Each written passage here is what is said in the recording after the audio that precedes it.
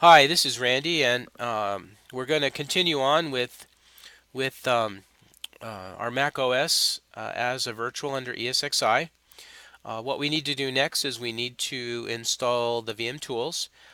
Because our Mac OS is not supported under ESXi, we don't have the vmtools natively available to us, and so we're doing a little bit of a workaround. And again, this is just for training purposes only. The information that I've used to that I'm sharing with you comes from this article right here on the Insanely Mac website. It's pretty straightforward, really. It gives us a web link here to go into. This is a VMware.com website, and in there it takes us into the Fusion product. And the Fusion product is running virtualization on Mac.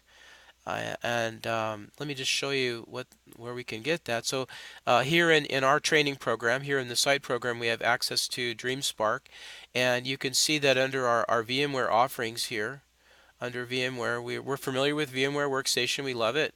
We're familiar with vSphere or ESXi. Work with it up here, vSphere. And here's a product that we don't often mention, and it's VMware Fusion. And it's for doing virtualization on a Mac. So it's basically, if you just think of what you know about VMware Workstation and apply that to VMware Fusion running that software on a Mac. So in doing that, you would have everything you need to virtualize Mac OS.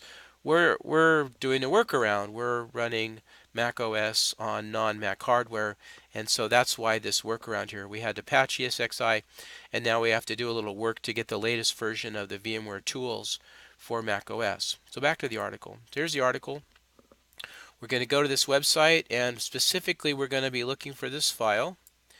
When we find it, we're going to download it, and we're going to work it. We're going to extract it, and it's a tar file, and so Windows will not natively work with a tar file. We'll need a third-party tool. Then it'll be a zip file, and we'll open it up, and what we're going to find is we're going to find the darwin.iso, which is what we need. Once we've got it, then we can go to our normal, what we know about how to mount an ISO image to a virtual. You'll see it show up on the Mac desktop.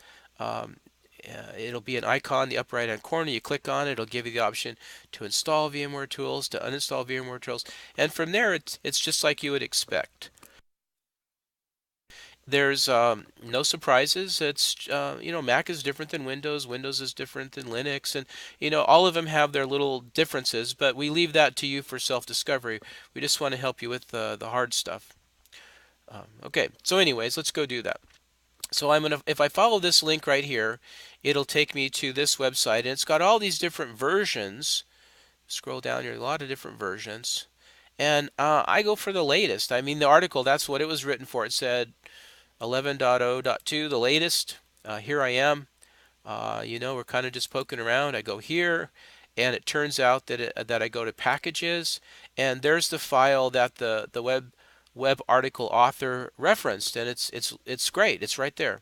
So I click on it, it'll download. It's going down to my downloads folder. That was pretty fast.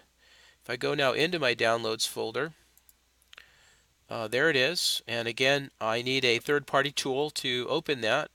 So if I right-click on it, I chose to use 7-zip. So I'm going to extract it into its own folder, and there it is. It still has the zip extension. Note that. If I double-click on it, it's now a zip package. Windows can work with that. If I double-click on it, the article said go into the payloads directory, subdirectory, and we'll find the Darwin ISO, and there it is. Now I'm still working with the zipped package, and so to get it out of here, I right click and I'm just going to say copy, and I'm just going to go back up now into my downloads folder and paste this right there, and there it is. Let's see how big it is. Pretty good size. Typical, I guess you would call that typical of VMware tools. And now I'm good to go. Now I can then upload this into my ISO library on my ESXi server. I can mount it to my Mac OS. You don't need to down the Mac to do this. You can attach or mount ISOs to the Mac without having to reboot it. An icon will show up on the desktop, and there you go. And you'll be prompted then to go through the process of installing installing vmtools. So great, we got this done in 5 minutes. I'll wrap up this video.